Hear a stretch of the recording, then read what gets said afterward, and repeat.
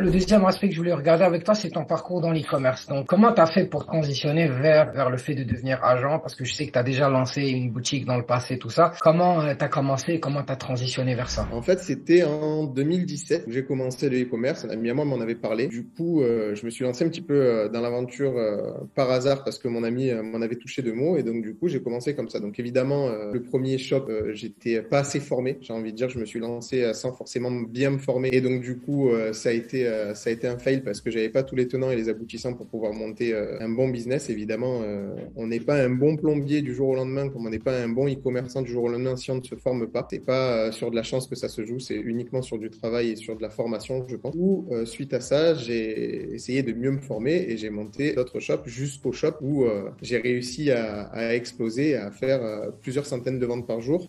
C'était un shop à l'époque qui était sur de l'univers déco d'intérieur. C'était, on va dire, un généraliste déco d'intérieur sur lequel je vendais mon winner, c'était une lampe design. Et donc, du coup, cette lampe design, elle se vendait comme des petits pains à l'approche du Q4 et de Noël 2017. Et à l'époque, moi, je m'étais fait recommander un agent qui s'appelait Chris à l'époque. On ne sait toujours pas si c'est un garçon ou une femme d'ailleurs pour la petite histoire. Je la raconte toujours.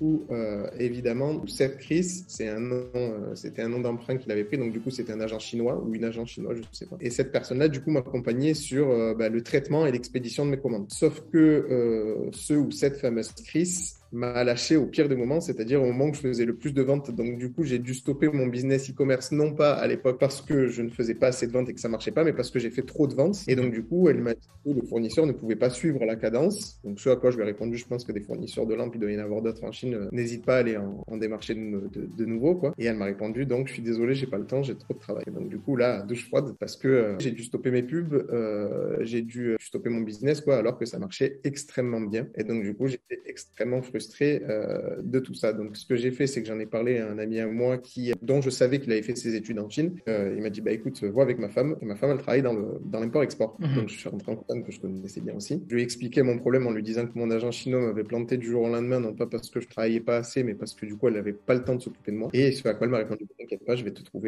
trouver une solution. Je vais appeler des contacts en Chine et je vais trouver des solutions. Et au final, elle m'a trouvé des contacts et des solutions qui étaient meilleures que celles que pouvait me proposer cette fameuse Chris. Donc, du coup, on a pu recommencer le business et relancer nos publicités et continuer à pouvoir expédier, à honorer les commandes de nos clients grâce à la femme de mon meilleur ami, du coup, qui s'appelle Yi Shin et qui était dans le milieu à l'époque import-export. Donc, du coup, je lui ai dit là, par contre, c'est incroyable parce qu'en deux coups de cuillère à peau, tu as réussi à me trouver une solution que n'avait pas réussi à me trouver Chris, avec qui je travaillais depuis des mois. Elle m'a dit, écoute, je te le fais pour toi parce que tu es un ami, mais par contre, moi, j'ai mon business import-export sur lequel elle faisait l'import-export d'un côté comme de l'autre, du côté de la France comme du côté de la Chine. Elle me dit, donc, du coup, je m'en occupe pour toi, mais j'aurais pas le temps de m'en occuper pour les autres. Ce à quoi je lui ai dit, écoute, je pense que là, il y a vraiment une très belle opportunité. Moi, le e-commerce, j'aimais ça, mais c'est vrai que tout l'aspect marketing, Facebook, etc., c'était quelque chose sur lequel il fallait pas mal quand même à l'époque se mettre à jour. Et c'était pas forcément quelque chose qui me faisait vibrer. Par contre, le côté commercial, j'aimais beaucoup. C'était quelque chose que j'ai toujours aimé. Donc, du coup, je lui ai dit, ce qu'on va faire, c'est que toi, tu vas t'occuper de toute la partie chinoise, de la partie logistique, de la partie sourcing. Et moi, je vais couper de la partie